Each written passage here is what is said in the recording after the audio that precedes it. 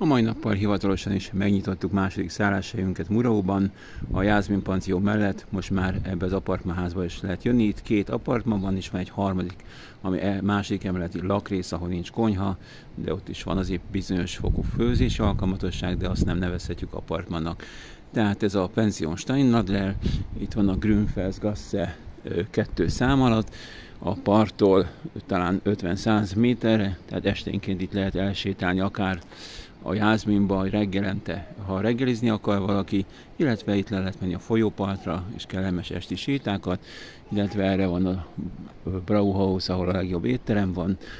Tehát itt van a központi bejárat, itt igazából itt szoktak bejönni, de még megmutatom, mert itt van egy garázs is, ahova lehet esetleg bejönni az autóval, vagy autóval nem, mert oda nem állunk be, de motorral, hogyha érkeznek esetleg értékes motorral, akkor itt a garázsba el lehet helyezni, 3-4 motor is elfér, tehát ott a promenád, a sétahely, illetve ott van a folyó. Jó, tehát ez egy kétszintes apartmanház, Pension Steinadler, kőszáli sas, a Steinadler azt jelenti, úgyhogy onnan kapta nevét, itt a főbejáratról lehet bevenni azzal a kóddal, amit SMS-be kapnak, és ezt kell beállítani itt a kódot, és kivenni a kulcsot is bemenni. De lesz nem csak bejárati ajtókulcs, hanem itt van a parkolási lehetőség, 3, vagy hogyha csapat jön 4 autó is, ha segítik egymás kiállását, ingyenesen tud parkolni, és így tudunk bejönni a kertkapunk keresztül a panzióba. Itt saját felelősségre és kultúráltan lehet használni a kertet mindenkinek, aki itt van nálunk. Hintaágy, napozóágy, pingpongasztal, illetve van egy kis faház, aminek még nincs funkciója, illetve főleg itt nyáron lehet esténként beszélgetni, társasjátékozni. Itt is szép kilátás van, tehát ez a földszinti kertrész, és akkor itt lehet ezen a kulccsal bejönni az apartmanba. Itt lesz egy helység, amit főleg télen lesz használva, tehát ez a téli beszélgetési hely. Ide le lehet jönni kávézni, hogyha valaki kávézni akar, mindig föl lesz töltve. Itt is le lehet ülni, tehát ott a bejárat, egy laptoppal itt lehet üldögélni, amíg mások alszanak esetleg. Tehát ez a földszinti apartman, ahova egy kétágyas francia ágy tartozik, illetve tehát 2 személy tud ide jönni, és ez a hálószoba, itt van a tévé, hát minden szobában van csap, ez ilyen régi megoldás, ezt nem tudtuk megszüntetni, de végül is jó fogat mosni, bár van fürdőszoba, de ez itt van, tehát van pakolós hely, fiókos hely, ez az utcára nézik a kilátás, és ez a hálószoba, akkor van egy konyha, ami modern szép bútorral, főzőlappal, sütővel, mikróval, és konyhai eszközökkel, poharak, tányérok, és itt a kilátás a kertre illik, és 2 személy tud itt kényelmesen főzőskézni, enni, és van egy fürdőszoba, ahol kádas megoldás van, és kádba zuhanyozni lehet, itt a WC toalett, és itt mosógép is van, meg hajszárító. Tehát ez a földszinti apartman, ahol ez a előszoba, és itt van a wifi kód is kiírva, tehát azt lehet használni.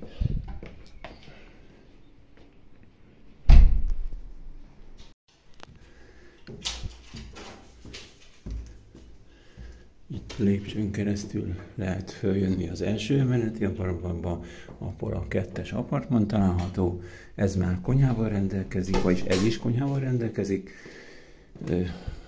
és itt lehet étkezni. Ha valaki úgy gondolja, hogy még plusz 2 személlyel jön, tehát 5, akkor 5 fős, tehát van egy ilyen kiúszható kanapéágy, innen is szép a kilátás, föl a kápolna, oda szoktunk kirándulni a Kálvárián keresztül, tehát itt van szintén konyha, mikróval és konyhai felszerelésekkel. Itt van akkor a fürdőszoba, modern zuhanyzó, WC, toalett, automatikusan kapcsolódik fel a lámpa, tehát nincs villanykapcsoló. Ez az előszoba, és itt van egy francia ágy, illetve egy egyszemélyes ágy, pakolószekrény, tévé, fiókos szekrény, íróasztal, és innen is a kilátás föl megy a kápolnára, illetve a garázs részre. Tehát ez az első emelet. Jelen ott van a wifi kód szintén. Jó, tehát ez az erőszoba.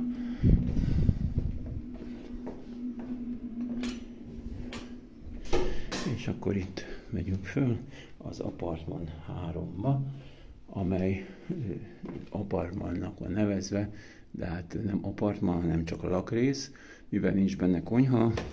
Hamarosan tervezzük persze egy kis konyharész kialakítását, de sok minden, ez egy bérlemény, tehát mi nem nyúlhatunk hozzá mindenhez, úgyhogy igazából ez főző alkalmatosságra mikró van, lesz egy kis főzőlap, illetve van vízmelegítő, poharak, csészék, hűtőszekrény, és akkor itt lehet 8 embernek is étkezni, és kezdjük akkor mondjuk a fürdőszobával. Tehát itt az a jellegzetesség, hogy 3 hálószoba van, és ehhez tartozik egy fürdő, tehát nem nevezhetjük cimmernek, mint a Jászminban, tehát nincs minden szobához fürdőszoba, hanem közösen lehet használni ezt a szép új fürdőszobát. Itt is van plusz ágy, de ezt inkább télen, ha már nagyon nagy tömeg jelentkezik szállásra, síszezonban, akkor használjuk, de alapjában véve csak be van rakva, és ez a fürdőszoba. Hello, sziasztok! És itt lehet leülni, öltözni. Minden szobához saját kulcs van, tehát ez nem zárható így maga a lépcső, hanem itt minden szobának külön kulcsa van, azt lehet elvinni magukkal. Kezdjük akkor a legszebb szobával, talán, vagyis hát először bemutatom. Tehát itt van a közös WC, tehát van egy közös fürdőszoba, közös WC, és innen jön a legszebb szoba, ez a népművészeti szoba. Mondom, itt van a csap, mint minden szobában. Íróasztal, és itt vannak ilyen különleges egyedi bútorok, amely értékes és szép, és itt is van tévé, hamarosan a csatornákkal, és innen gyönyörű a kilátás, Muró nevezetességeire, itt lehet látni a folyót, hogy most éppen magas, ott a promenád, ahol lehet sétálni, tehát a gyönyörű kilátás és csendes utca, nincs reggelente forgalom, napközben se, nem megy a utcatisztító, nem mennek teherautók, tehát nagyon jó hely. A másik szoba, a 4 ágyas szoba, ahol van egy francia ágy és 2 egyszemélyes ágy, a tévé, pakolószekrény, szintén a szép kilátás, és itt van a csap. És van egy tartalék szoba, tehát alapjában véve itt van egy 2, meg egy 4 ágyas szoba, 6 főt várunk általában, mert 6 főre úgy jó az egy fürdőszoba WC, de télen, hogyha valaki beválja évközben is, vannak még, mondom, plusz 4 ágy, tehát van ez a fenyőbútoros szoba, ahova még szintén 2 ember elfér, tehát ezzel már 8, itt is a kilátás a hegyekre nyílik, és hello! Tehát ez a harmadik szoba, így lesz esetleg 8 fős, és mint mondom, télen esetleg a benti szobát is meg lehet ágyazni, tehát maximum 10 fő elfér, de alapjában 8 főnek adjuk ki. Úgyhogy itt az lépcsőn óvatosan kell menni, mert nincs lift, tehát mindenképpen oda kell figyelni, hogy ne történjen soha semmi baleset, és ennyit tulajdonképpen akkor az apartmanház, ami, mint hangsúlyozom, 2 apartmanból áll, földszint és első emelet, és a harmadik emelet egy lakrész, amiben nincs konyha. Várunk mindenkit szeretettel!